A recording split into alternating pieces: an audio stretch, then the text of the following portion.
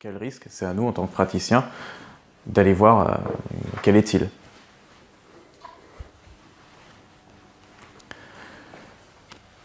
Ce que la confiance en soi, c'est. Alors pour moi,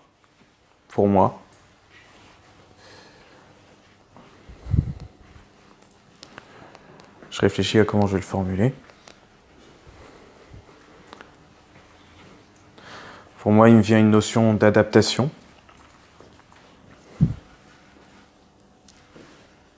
Savoir adapter.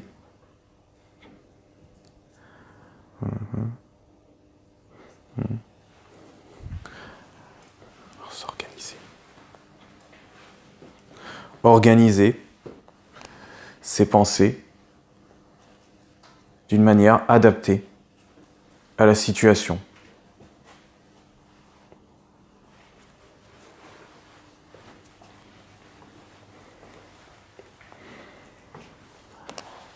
Il y a aussi beaucoup de notions d'être à l'écoute de soi. Ouais. C'est aussi le fait d'être en accord avec nos comportements. Ouais. Alors, on peut avoir un comportement particulier qu'on n'assume pas du tout, même si peut-être que l'inconscient trouve que c'est le plus adapté, mais consciemment, on ne l'assume pas. Donc, il n'y a pas d'adéquation entre le conscient et l'inconscient, donc du coup, pas de confiance. Justement, il y a un présupposé de PNL qui dit tu n'es pas ce que tu fais. Pas systématiquement. C'est-à-dire, voilà, il y a cette façon de se défendre. Quand on met un mécanisme de défense, on a un comportement, par exemple, alors là, je prends des problématiques, par contre, ça, je connais pas trop. Je sais pas, il me vient être maniaque. De toujours organiser la maison, de la laver tous les jours. C'est un petit peu excessif. C'est un peu empoisonnant si on a un copain ou une copine qui vit dans le même appart que nous.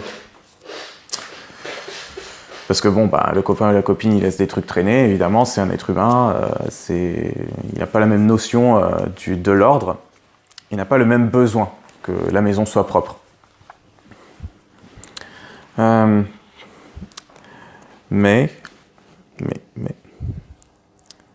la personne n'est pas forcément maniaque de nature. C'est une peur qui lui pousse à l'être.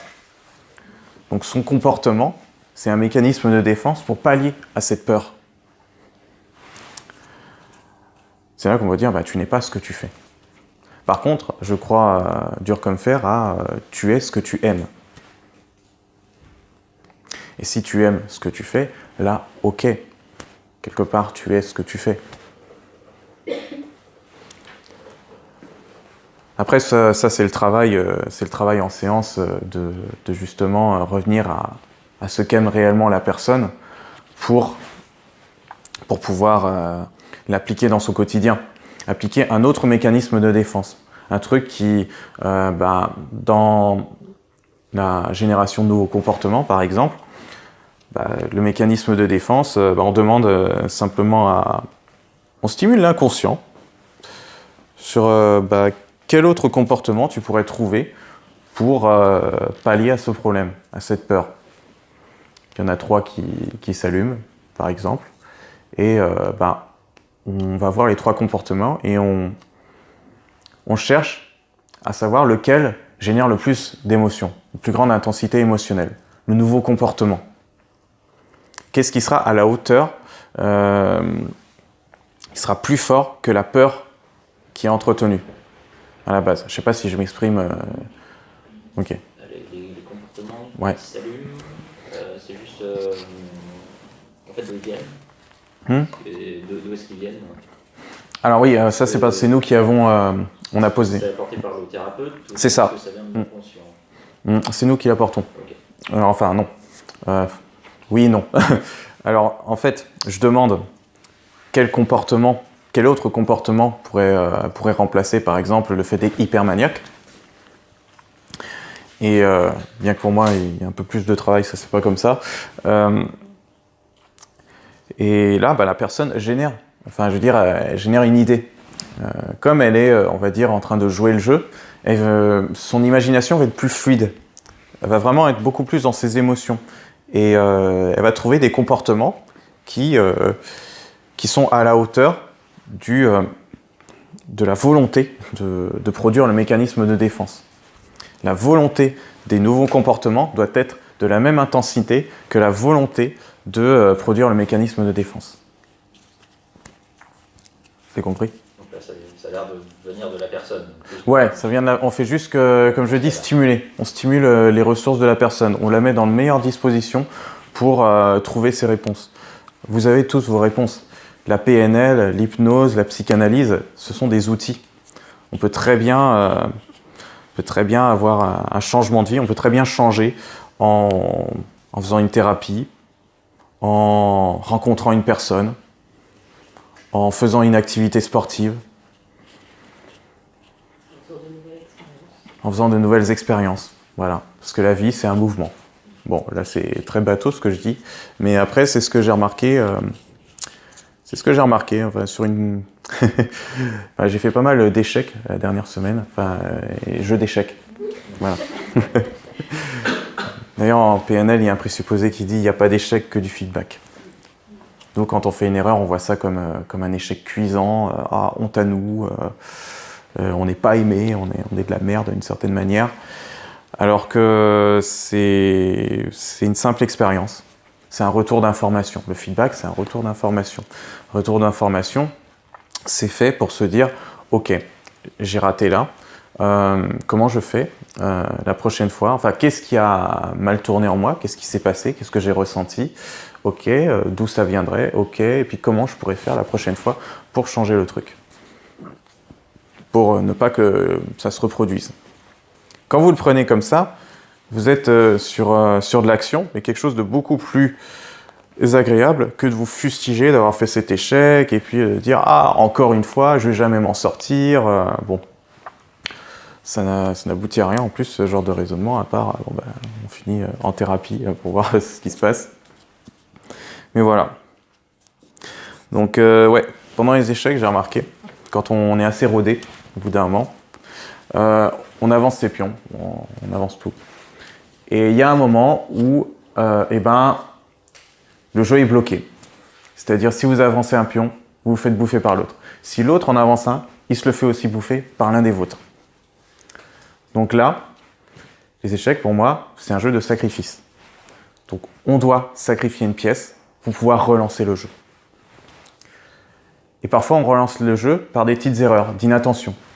Donc, ouais, de l'inattention. T'avais pas vu que tu pouvais te faire prendre une pièce là, voilà. Mais le jeu peut continuer, à nouveau. Et le truc, c'est que dans notre société, on est dans un raisonnement où il faut surtout pas perdre, il faut être des gagnants, il faut surtout gagner, toujours plus fort. Or, quand le jeu est bloqué, vous pouvez pas gagner, vous pouvez pas perdre non plus, certes, mais vous restez là où vous êtes bloqué. Donc, c'est là où vous êtes ramené, dans tous les cas, à une part de vous, à cette part enfant. Je vais sacrifier ça.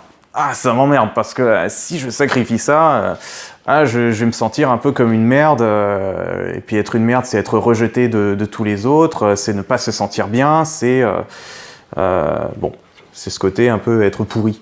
Alors après, bon, ça, chacun aura ses problématiques par rapport, et puis sa façon de les formuler, par rapport au ressenti qui sera là. Mais du coup, voilà. Donc, vous serez obligé de sacrifier une pièce et d'accepter ce sacrifice. Alors, dans l'acceptation, il y a plusieurs façons de formuler l'acceptation. Il y a une notion d'acceptation qui est teintée de spiritualité, un petit peu toujours quand on vous dit vous devez accepter les choses. Bon, moi, personnellement, au départ, ça a été une révélation, et ensuite, je l'ai transformé en quelque chose qui servait plus à grand chose. C'est-à-dire l'acceptation, c'était du genre, oui, je sais, je dois accepter, mais il y a une voix en moi qui l'acceptait pas du tout. C'était vraiment compliqué. Parce que je suis... Il y a aussi ça, voilà. accepter de ne pas accepter, parfois. Parce qu'il y a une part en nous, ben non, elle ne peut pas l'accepter si c'est trop dur, la situation qui vient de se passer. Quand la situation est trop dure, vous pouvez revenir à une part de vous qui s'exprime, tel un enfant. Quand un enfant, il se fait mal, quand il est triste, il se met à pleurer un bon coup, il ne cherche pas à formuler des mots sur ses émotions, ou il le garde rarement en lui, il éclate directement. Une fois qu'il a éclaté, et que c'est passé, bah voilà, c'est bon, il peut passer à autre chose.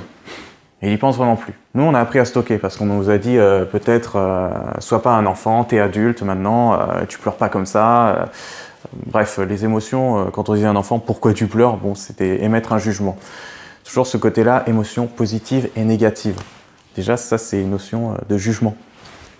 Pour moi, il y a des émotions agréables et désagréables. Et toutes les émotions, pour moi, sont faites pour nous traverser, les laisser passer. Maintenant, il y a une façon de les laisser passer. Il y en a, quand ils sont... Quand quelqu'un, par exemple, les a bousculés dans la rue, et puis il y a une grosse émotion qui vient, là, ils sont hyper en colère, ils ont envie de casser la gueule de l'autre personne. C'est pas vraiment la solution. Mais en fait, il y a quelque chose qui vient, c'est le comportement, en conséquence, qui n'est pas bon. Parce que ça engendre plusieurs d'autres problèmes. Le comportement qui a été mis là, c'était un mécanisme de défense. Par rapport à quoi? La personne doit être questionnée là-dessus. La part enfant d'elle qui se sent en colère, tout ça. Bon. On peut revenir là-dessus et orienter sur un autre comportement. Qu'est-ce qu'elle pourrait faire au lieu de casser la gueule de la personne, tout de façon à ce que ça ne lui coûte pas trop, justement, de ne pas casser la gueule de la personne. Quelque chose qui la contente aussi. Un autre comportement qui contenterait cette part enfant. Mais elle n'est pas que l'enfant, elle est aussi le père ou la mère pour lui. Donc il faut se voir à deux, il faut accompagner. Se dire, ok, je comprends, oui, en effet, tu te sens hyper blessé, tu te sens... parce que ton besoin d'être respecté n'a pas été satisfait, ton besoin de reconnaissance non plus. Quand on vous parle comme ça, par exemple, des psychanalystes peuvent faire ça, mais bon, ils ne le font pas assez, à mon sens, de ce que j'ai pu en voir. En tout cas, en communication non violente, il y a des personnes qui font que ça, donner de l'empathie. Voilà, ça se fait en 3 étapes, c'est... je me sens, parce que mon besoin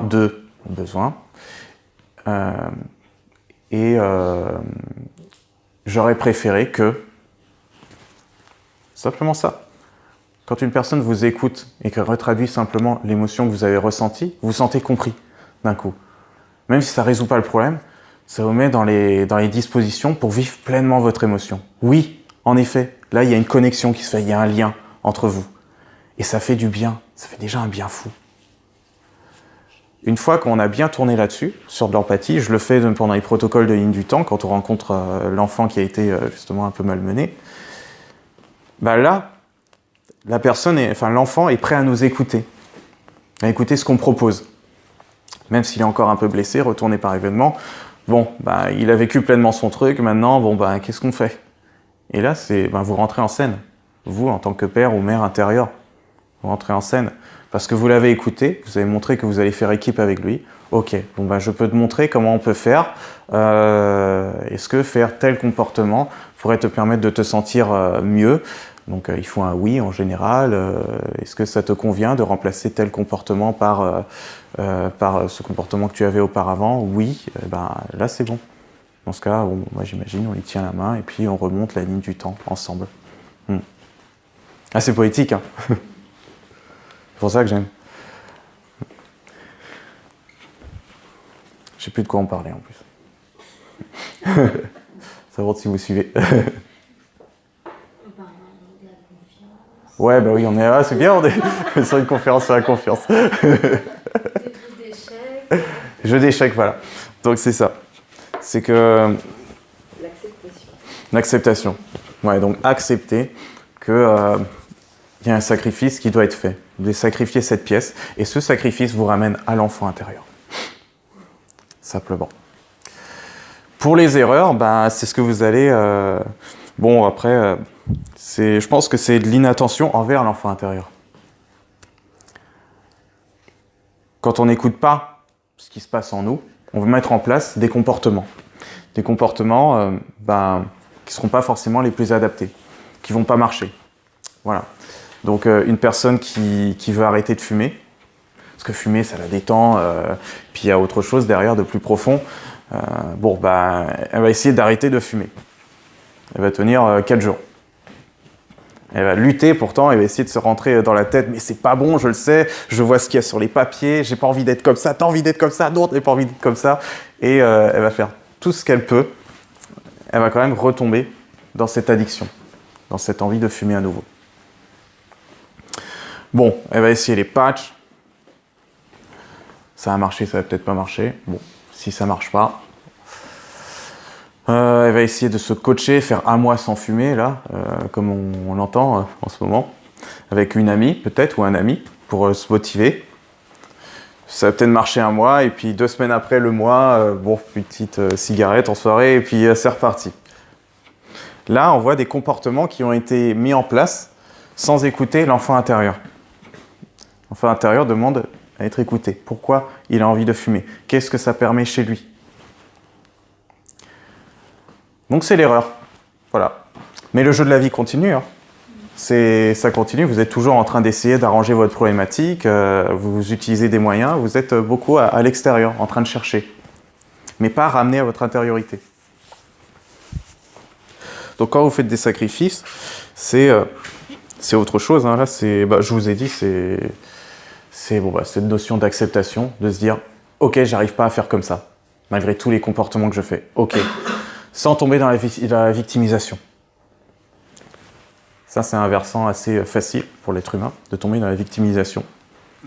De se dire « Ah, j'arrive pas à fumer. Ah, ouais, c'est vrai, je me sens trop mal et je suis une merde. Ah, voilà, tout ça. » Et ça se culpabilise et bon, ça n'aide pas forcément. Voilà. Après, il y a des manières de le faire avec la PNL. Donc, est-ce qu'elle a confiance en soi? Je vous l'ai dit. C'est super. Ok. Qu'est-ce qu'on a ensuite? Parce que j'ai tout dans la tête. Qu'est-ce qu'on a ensuite? Il me semble que j'ai oublié un truc important. Je vais voir mes petites fiches.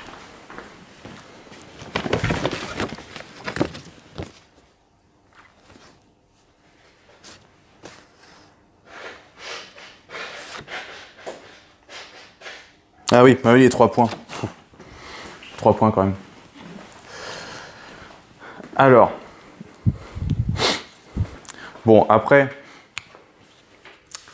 Là, je vais vous dire 3 points pour développer la confiance en vous.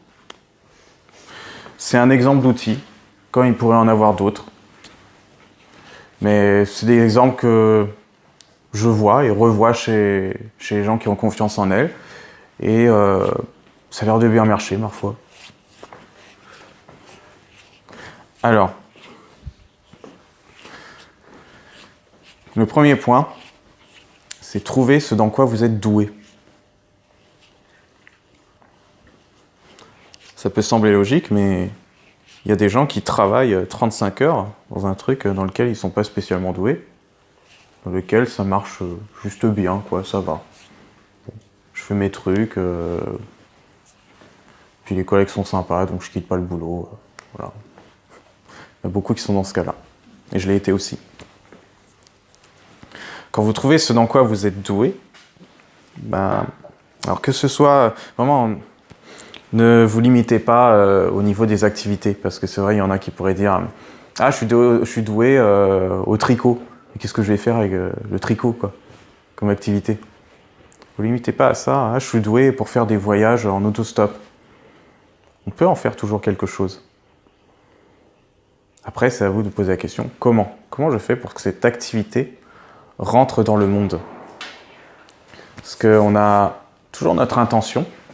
Notre intention, elle s'exprime par telle activité. Je suis doué là-dedans.